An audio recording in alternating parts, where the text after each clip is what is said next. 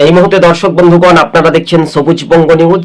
আজকের যে জনমত সমীক্ষা একটা সার্ভে রিপোর্ট করে আমরা জানতে পারছি যে সংখ্যালঘু ভোটের একটা বড় মাপের ফ্যাক্টর বা চাবিকাঠি মুর্শিদাবাদ জেলায় 22টি আসন, অর্থাৎ আপনারা জানেন 2 দফাতে পশ্চিমবঙ্গে ভোট।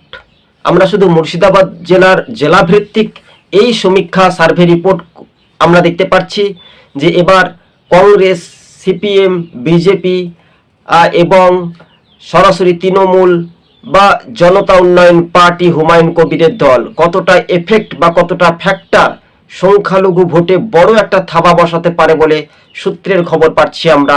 এমনটাই কিন্তু 4 তারিখের পর ভোটের ফলাফলের পর কিন্তু আপডেটটা পুরোপুরি চলে আসতে পারে। এবার প্রথমে আপনাদেরকে জানাতে চাই আমরা, কংগ্রেস 13 থেকে 15টি আসনে এগিয়ে থাকতে পারে যা সার্ভে রিপোর্ট সমীক্ষাতে বলছে সম্ভাব্যত।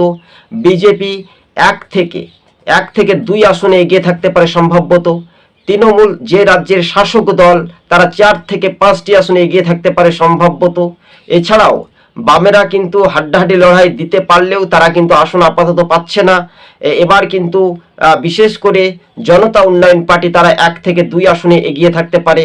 একটা বড় একটা চমক দেখা যেতে পারে, অর্থাৎ নওদা বিধানসভা থেকে আমরা খবর পাচ্ছি এবং রেজিনগর বিধানসভায় জয় সম্ভাব্য। আমরা দেখতে পাচ্ছি যে হুমায়ুন কবিরের হাতেই বড় একটা মসনদ বা বড় একটা ফ্যাক্টর।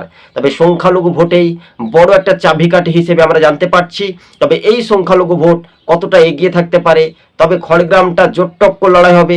শেষ পর্যন্ত তৃণমূলের হাতে একটা যাওয়ার সম্ভাবনা বেশি না কম, এবং সরাসরি একেবারে রীতিমতো এবং সাগরদিঘি তৃণমূলের হাতে একটা যাওয়ার একটা ছক কিন্তু আমরা বুঝতে পারছি যে ভোটের পর চিত্রটা পরিষ্কার বোঝা যাবে।